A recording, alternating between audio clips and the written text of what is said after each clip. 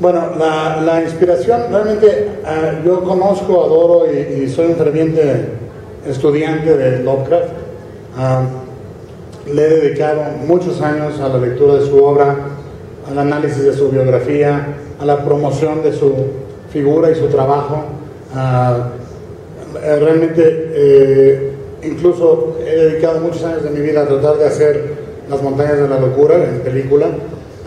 Lamentablemente hasta ahorita no se ha logrado, pero no, realmente la salida de las criaturas del abismo es primigenia en el origen, en el punto de explosión del mito Kaiju.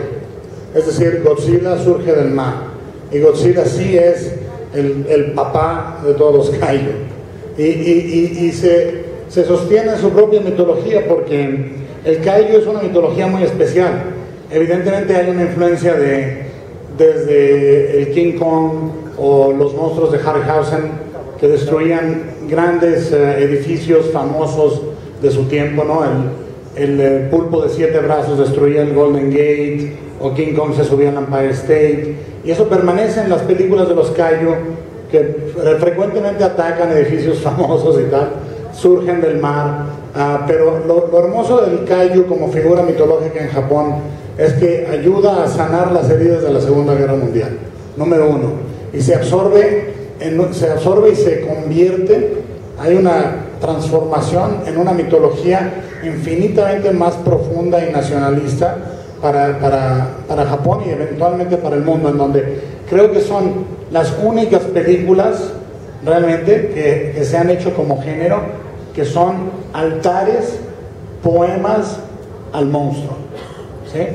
No existe, para mí, por eso compaginan perfectamente con quien soy yo, porque soy un absoluto loco fetichista de los monstruos.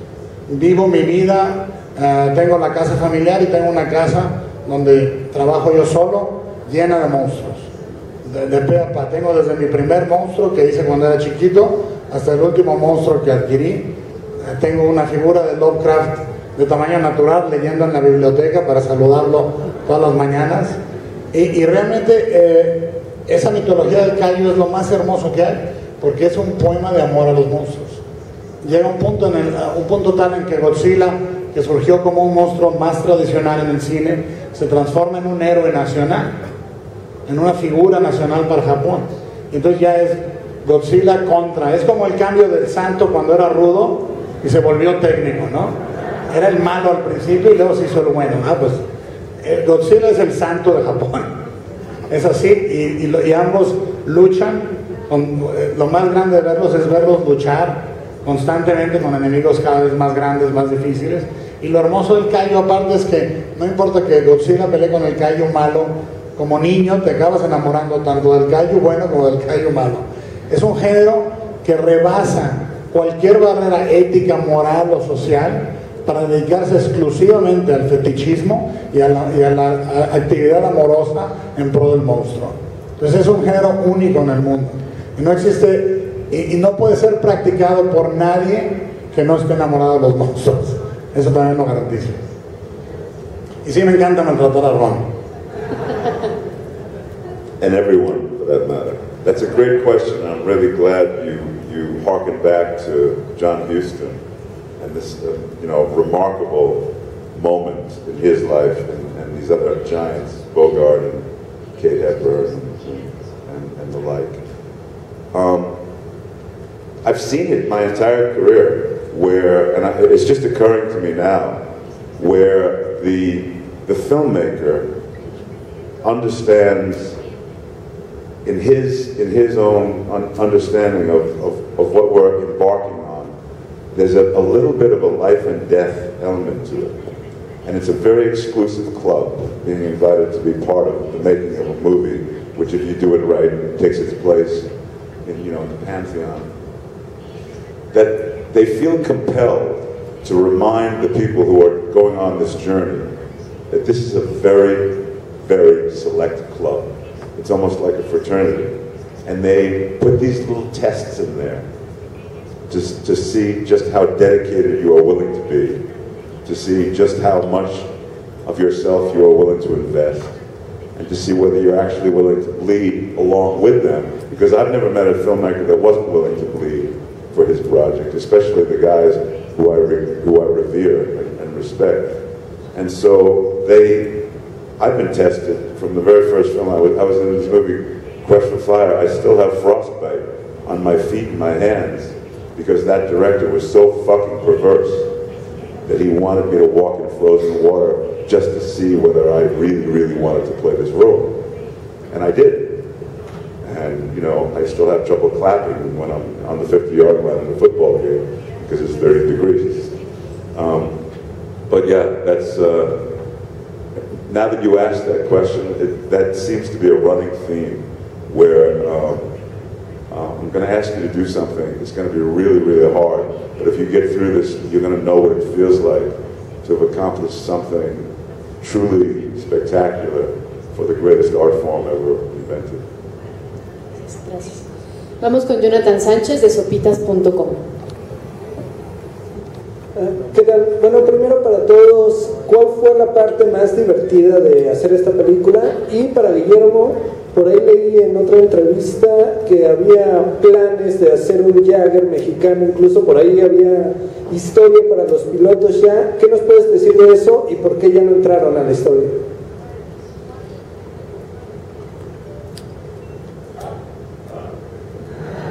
Sí, I'm still thinking about the answer I just gave.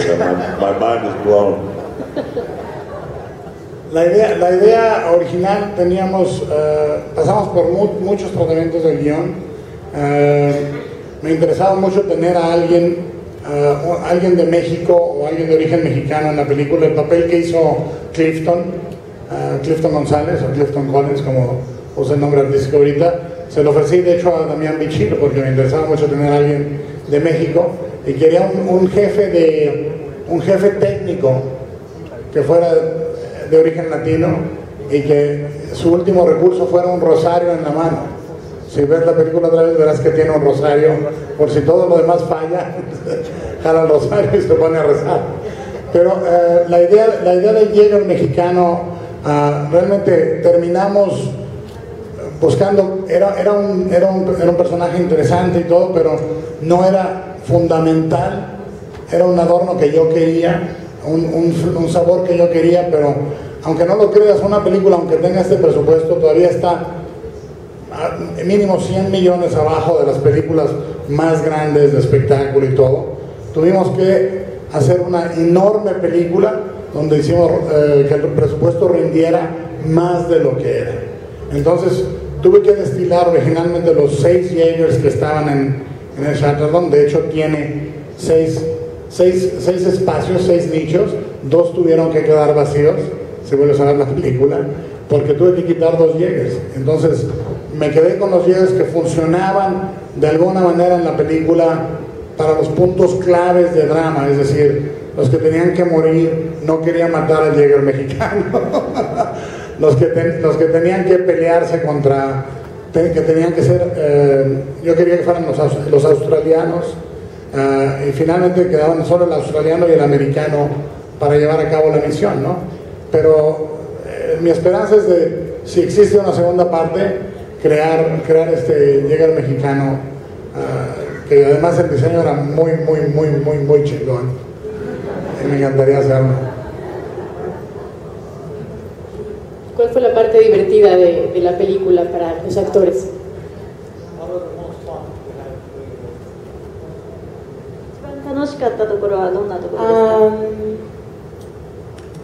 Everything, and then also everything. Es idéntica, señorita Comet, tampoco me cae de madre, o sea, alucino, pues. Especially we were in a compat, which is a cockpit of the robot. I have love and hate relationship with it because our suits were very heavy, and then we attached the robot of the armor, and like a big arm, mechanical arm, also were very heavy. But I think Guillermo would made them very heavy, but it looks so real, and then my performance would be more real. I love that scene. For me, Ron came in at the end of the filming, I think of the entire movie, certainly of my work on the movie. And it really got fun because Guillermo really lit up when Ron got to set, and you could tell that they had a great working relationship. And I thought finally he could be distracted from beating me up week after week and take his punches out on Ron. Well, this has been probably the best gift in a way that Guillermo's ever given me, because I'm not carrying the movie. I'm not responsible for whether the movie is good or bad. It's just a pure fun role. It's very, very theatrical, so it plays to my penchant for going over the top and being this, big old vaudevillian. And there's a deliciousness to Hannibal Chow, even in his name. I'm thinking of changing my name to Hannibal Chow. Especially if there's 2 or 3 of these. It was nothing but fun. It was pure fun. I didn't work very long on the movie. I worked exclusively with Charlie Day, who was a comedic treasure. As all comedic actors, the most serious people on the face of the earth about being obsessed with performance. And I just had such a ball, it's another one of these just gifts that had been handed to me by my dear friend. Gracias. Vamos con Ana Paulina Gutiérrez de Canal 11. Canal M. Guillermo, para ti, ¿cuáles son los elementos más importantes al momento de crear un blockbuster, tales como en Titanes del Pacífico se ven los efectos visuales? Y además, ¿es cierto esa dedicación de tu parte hacia James Cameron dentro de esta película? Bueno, la película está dedicada a Harryhausen y Honda, o sea, Ishiro Honda, creador de Godzilla, y a Ray Harryhausen. Les dedico la película porque ambos son los más grandes creadores de monstruos gigantes en la historia del cine, para mí. La película agradece a Jim Cameron, a Alfonso Cuarón, a Cronenberg, a González Iñárritu, porque ellos ayudaron a la película. Es decir, Cameron leyó el guión, vio un corto de la película, me dio sus comentarios, me dijo, mueve esto. Tenemos una amistad de 20 años ya, donde yo le enseño lo que... ¿Eso fue Ron? donde nos enseñamos las películas, hablamos, vemos los cortes, en fin, yo he estado en sus salas de edición, en las mías. Cronenberg fue no fui yo. Cronenberg fue fundamental para mí en el rodaje, porque lo hice en Toronto, en Canadá. Me ayudó con consejos, con ideas. Igual hay una amistad de años. Y Alejandro y Alfonso, ambos vinieron al cuarto de edición. Yo fui al cuarto de Gravity, le di ideas, Alfonso me dio ideas. La frase final de Charlie Hunnam, "You're squeezing me too tight", me estás apretando mucho, la sugirió Alfonso. En fin, Alejandro le quitó 7 minutos a la película de un centón. Entonces son realmente amigos, aliados, les agradezco la ayuda.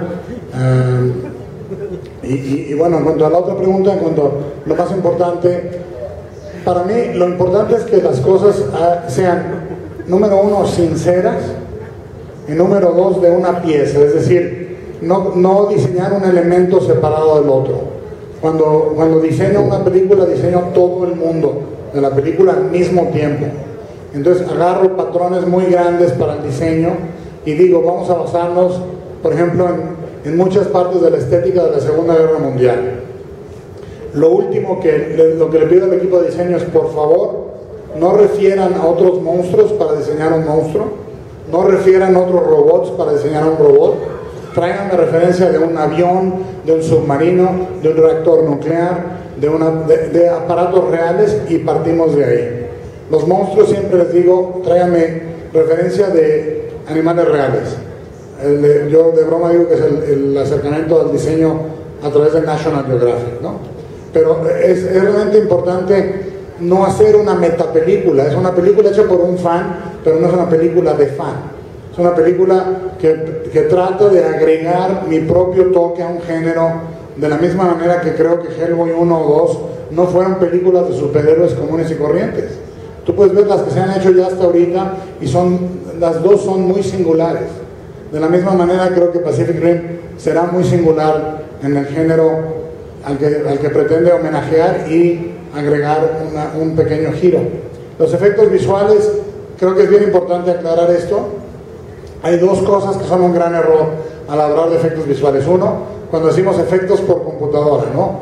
Porque eso es como llamar a una pintura trabajo de brocha, ¿no? La computadora es un elemento que ayuda a procesar datos, pero son hermosuras de trabajo creadas por animadores, fotógrafos, artistas por docenas y docenas que están aplicados, muchos de ellos mexicanos, están aplicados a crear una realidad que no existe, fotorrealista.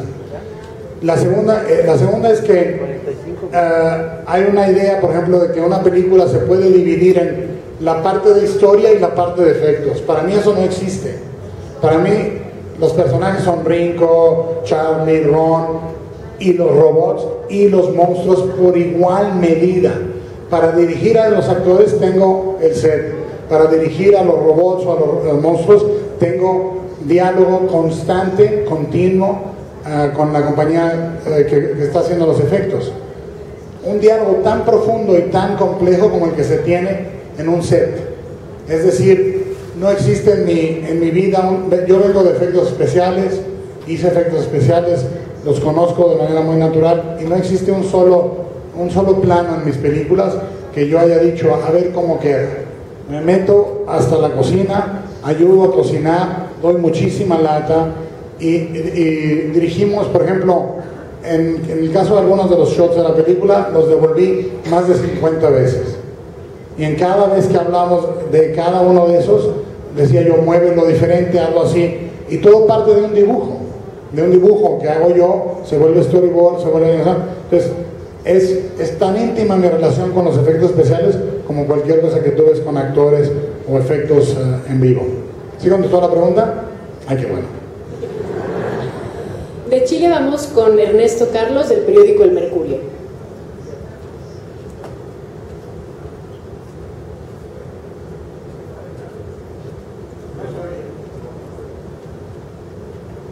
No se escucha el micrófono. ¿Aló? Se acabó la pila. Sí, el viaje era largo de Chile. ¿Qué tal? Felicidades por la película. Gracias, hay que ponerle berredia a esos micrófonos. Sí. Bueno, quería preguntarte, Guillermo, acerca de, si me puedes contar un poco tu pasión siendo un niño.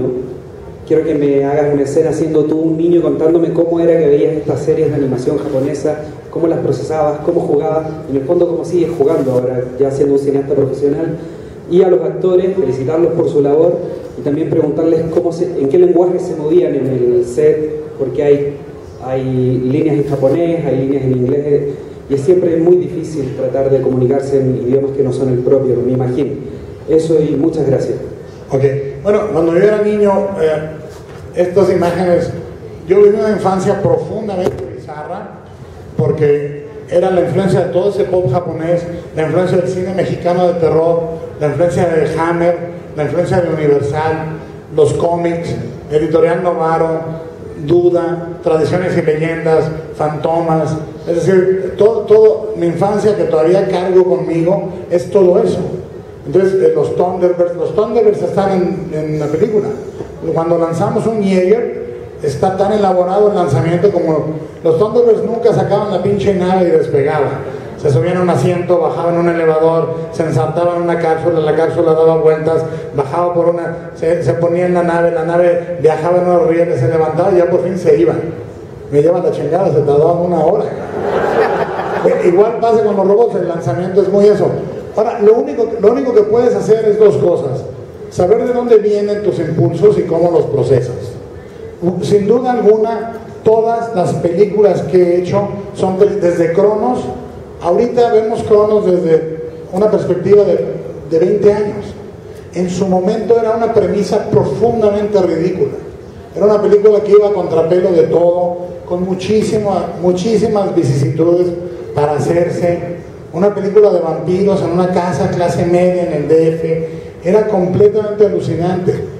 No me importó entonces y no me importa ahorita nada, porque lo importante es ser coherente con el momento exacto en mi biografía en que se fundó la esencia de lo que es mi imaginario, y esa es mi infancia, ¿entiendes? En cualquiera de las películas vuelve a haber un momento fundamental en la película que no habría si lo hubiera tomado ningún otro director, en donde el fuego de la narrativa existe en un momento de infancia, ¿no? Por ejemplo, en la película, en Pacific Rim, el momento en que vemos el recuerdo de Mako como niña, con su corazoncito que lo perdió, simbolizado por el zapatito rojo, ¿me entiendes? Eso tiene un aliento completamente distinto al que le hubiera dado cualquier director preocupado por la taquilla y no preocupado por la coherencia de eso. Entonces la coherencia la tienes que tener contigo mismo, y recuerdo, ahorita mismo te digo que la misma emoción que me daba entonces todo aquello, me la da ahorita. Yo, si veo una película de Godzilla o veo una película del Santo, las disfruto absolutamente igual, ¿me entiendes? No me importa, las veo diferente y las proceso diferente. Todo esto lo proceso como un cineasta de 48 años y trato de darle un giro. Lo que trato de no hacer es no desactivarlas. A ver si te lo puedo explicar sin hacerme bolas. El laberinto puede ser una recontextualización del cuento de hadas, pero de todas maneras, si la ve una persona joven, debería de funcionar como cuento de hadas. No lo quiero desactivar para hacerle una tesis de Bruno Bettelheim sobre el rol del cuento de hadas o de María Luisa Bonfrance, ¿no? Trato de hacerlo que funcione así. Esta película es lo mismo. Yo te puedo explicar por horas todas mis decisiones basadas en aquel patrón de la Segunda Guerra Mundial, que entonces se mete ya con el racionamiento de comida, el diseño de los robots, cómo los diseñamos en base a cada nacionalidad, bla, bla, bla. Pero al final de cuentas lo importante es esto.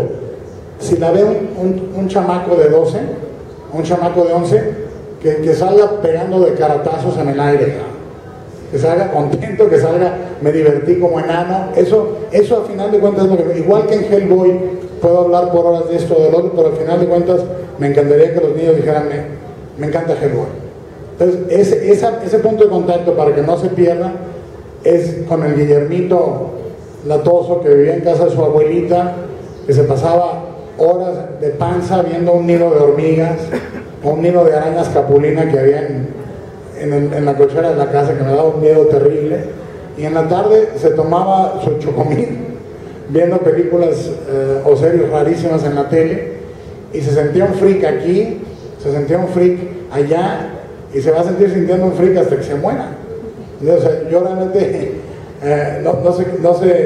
no sé bien qué me pasó, pero mi amor más profundo me pasó con los monstruos, y es la relación más duradera que tengo en mi vida. Desde chiquito hasta ahorita no me han fallado los monstruos. Todo lo demás, sábado, domingo, miércoles, funciona o falla, pero los monstruos ahí están firmes, ¿no? Como dijo Bertolt Brecht, esos no fallan nunca y son los indispensables. Gracias. Vamos